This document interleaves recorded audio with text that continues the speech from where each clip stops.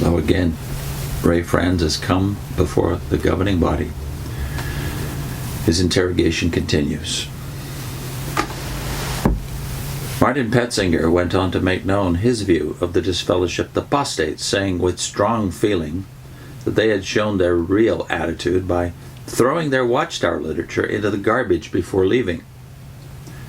This was one of the rumors that circulated most widely in the Bethel family. In fact, it was reported to the entire Bethel family by a governing body member one morning. I told Martin Petzinger that I would never want to arrive at a conclusion when I had not talked with those involved to learn the facts. I said that in the 15 years I had been at the headquarters, it was a rare thing to go into one of the closets containing dirt hoppers without seeing quantities of society literature, older magazines and books, discarded by members of the family. That from what I knew, some of the disfellowshipped ones of the Bethel staff were departing by plane for Puerto Rico, and that the heaviest items and the most easily replaceable would be such books. I repeated that I did not think it right to make a judgment on the basis of hearsay, and that I thought it was especially unfitting for one sitting as a judge to do so. He stared at me, but said nothing further. Another question was asked with regard to the memorial service, the Lord's evening meal, I had conducted the month before. That would have been April of 1980. At Homestead, Florida. Was it true that I had not discussed the other sheep, that is, those with earthly hopes, in my talk there? I said that was true, and related to them my experience the first year I had come to Brooklyn from the Dominican Republic. My wife and I had attended a memorial service at a congregation that held this meeting quite early in the evening. Thus we returned to the Bethel headquarters in time to hear my uncle, that is, then Vice President Fred Franz, give his entire talk.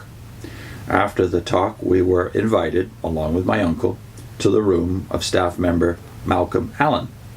My wife immediately said to my uncle, "I noticed that you didn't mention the other sheep anywhere in your talk. Why was that?" He replied that he considered the evening one that was special to the anointed, and said, "So I just concentrate on them." I informed the body that I still had my notes from the talk by the Vice President, and had used them many times in conducting memorial services myself. They were welcome to look at them if they wished. Fred Franz was, of course, present if they cared to question him about his talk. The subject was dropped. My regret at what had happened, based on the premise that some persons had apparently been extreme in their statements, was sincere.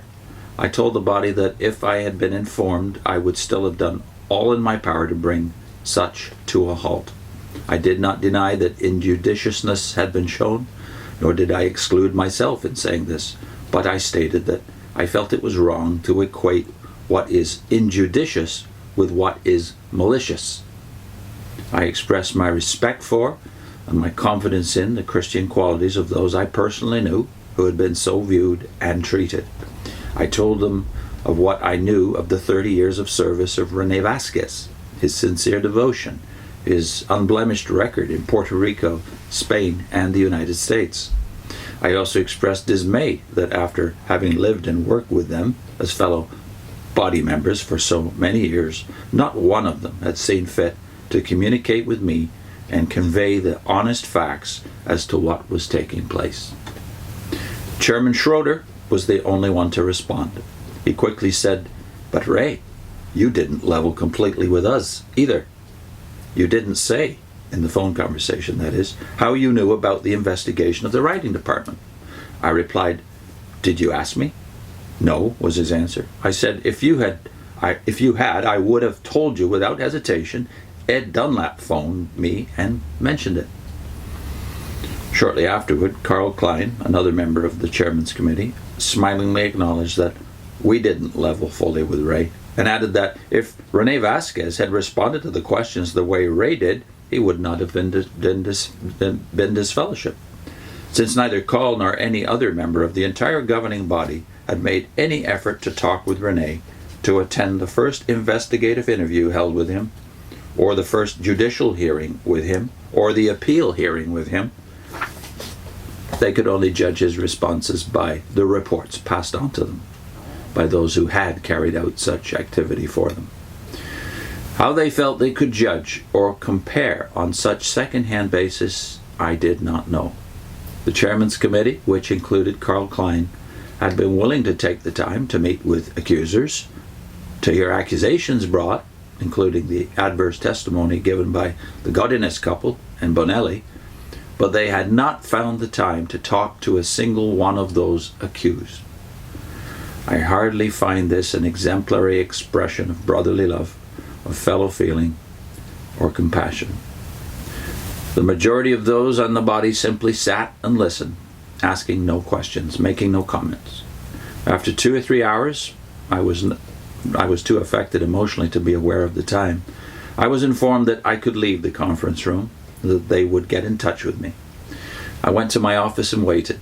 Noontime came, and looking from the window, I saw governing body members walking through the garden en route to the dining rooms. I had no appetite for food and remained waiting. By the time 3 o'clock came, I felt too drained to remain there and went to my room.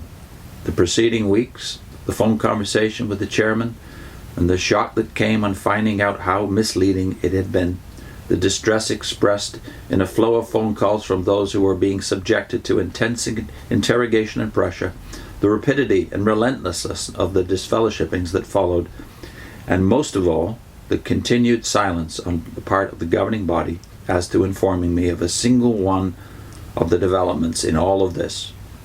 All of this had now culminated by my experience that morning, the coldness of the attitude shown, and the hours of waiting that followed. By evening, I had become physically ill. In the next segment, the Word of God versus the words of men.